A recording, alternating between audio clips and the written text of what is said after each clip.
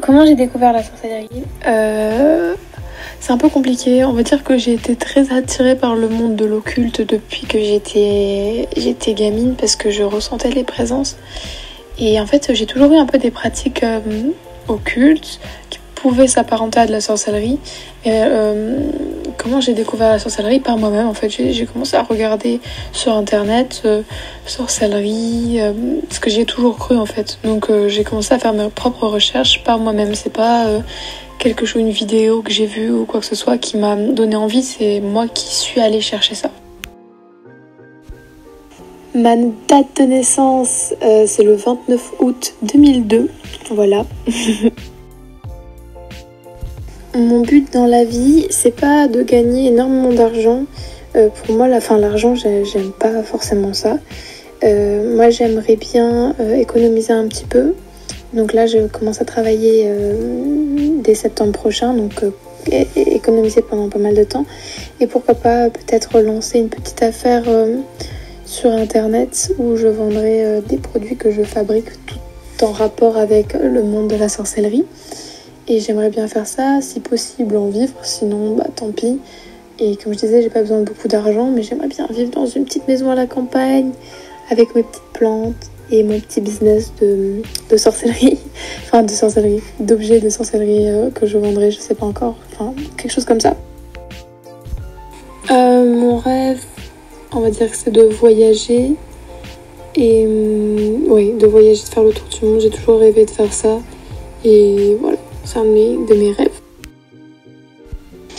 Plus grande phobie, j'ai pas beaucoup de choses qui me font peur, mais il y a quelque chose dont je suis traumatisée, c'est les sauterelles, je sais pas pourquoi. C'est un traumatisme depuis l'enfance, j'ai très peur des sauterelles, peur panique. Si je gagnais 5 millions d'euros, je pense que je ferais un tour du monde. J'achèterais une petite maison au milieu de la forêt, je m'installerais, je ferais plein de champs avec plein de plantes et je vivrais en autonomie, histoire de pas voir tous les gens que je n'aime pas. Enfin bref, la vie ça fait hyper antisocial.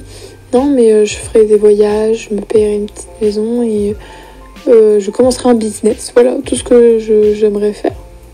Et ça j'espère pouvoir le faire sans les 5 millions d'euros. Par rapport à mon prof d'escalade, c'est une bonne question. Et moi j'aurais aimé, est-ce que ça aurait été accepté par ma famille? Je ne pense pas. Et moi j'aurais, à l'époque où j'étais amoureuse de lui, j'aurais tout donné pour lui. Et donc oui, j'aurais forcément accepté, voilà. Mais je ne lui en ai pas parlé à cette époque-là, je lui en ai parlé plus tard, il y a à peu près 1 an. On a discuté, voilà, de manière posée et calme. Et s'il m'avait demandé à cette époque que je me mette avec lui, je me serais mise avec lui évidemment. Si je pouvais être amie avec une célébrité, je pense que je choisirais Johnny Depp. Parce que j'étais une grande fan de Johnny Depp quand j'étais petite, c'était mon crush en termes d'acteur. Donc Johnny Depp. Alors la personne qui m'inspire le plus, j'ai pas une personne qui m'inspire. Mais j'ai des personnes qui ont un style de vie particulier qui m'inspirent, surtout les personnes qui vivent dans la nature, en autonomie, qui produisent leur nourriture, tout ça. Et ça, pour moi, toutes les personnes comme ça, c'est mon exemple, c'est waouh, j'aimerais pouvoir faire comme eux. Comment réagit mon copain à la sorcellerie? Mon copain réagit de manière... Lui, il n'y croit pas parce qu'il l'a pas forcément constaté de ses propres yeux par rapport à la sorcellerie. Il a peut-être constaté certaines autres choses dans le monde de l'occulte, tout ça. Mais il n'a pas pu constater des choses par rapport à la sorcellerie. Mais il respecte totalement ce que je fais, il me soutient à fond. Et voilà. Le moment où j'ai eu le plus honte, c'était au collège, je pense. Il y a 2 choses. J'arrive pas à choisir laquelle est le moment le plus honteux de ma vie. Mais le premier, c'était au collège.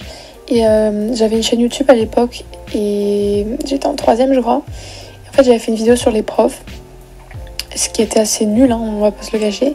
Et en fait, je faisais une vidéo où je parlais des différents types de profs. Mais je visais pas mes profs à moi. Et on était tous en classe et tout. Et là, il y a un des élèves qui se lève et qui fait bon bah moi je vais faire mon exposé, tout ça, tout ça. Et là, il va sur YouTube, il tape le nom de la chaîne et il lance la vidéo. Et là, la prof a regardé toute la vidéo qui durait genre 10 minutes et toute la classe a vu et tout le monde s'est foutu de ma gueule et voilà. Et sinon, les autres hontes, ça devait être lié à mon prof d'escalade, style mes copines qui faisaient des allusions bizarres devant lui ou des trucs comme ça, ou voilà. Et franchement, j'ai pris pas mal de honte avec mon prof d'escalade. Waouh, les questions sont intéressantes. Les 10 chansons, honnêtement, je sais pas trop. Je pense que j'écouterai des musiques de Queen. Attends, je vais te donner les titres. Bon, j'écouterai Another One Bites the Dust. Bon, tu épargneras mon accent pitoyable. I Want to Break Free. Killer Queen, Somebody to Love. Radio Gaga. Je sais plus à combien je suis. Je pense que j'écouterai aussi vachement Say So. Why don't you say so? Bref, voilà, t'as compris, parce que c'est une des seules musiques TikTok dont je connais la choré par cœur, même 40 ans après. Donc je pourrais faire ma choré de TikTok toute ma vie. Enfin bref, mais en vrai je sais pas trop. Enfin vraiment des musiques TikTok, mais j'ai pas les noms. Je pense que si je devais m'habiller dans une seule marque, je m'habillerais chez Pull&Bear. Parce que je suis clairement une basic bitch. Enfin, je m'habille que de vêtements simples. Enfin, j'ai la flemme en fait de m'habiller de manière compliquée. Pour moi, c'est une perte de temps. Peut-être que ça changera plus tard, mais pour l'instant, j'ai pas que ça à faire. Donc, Pull&Bear, c'est simple, c'est efficace, c'est beau, c'est cool. Donc voilà, Pull&Bear ou Bershka, mais plus Pull&Bear, je pense.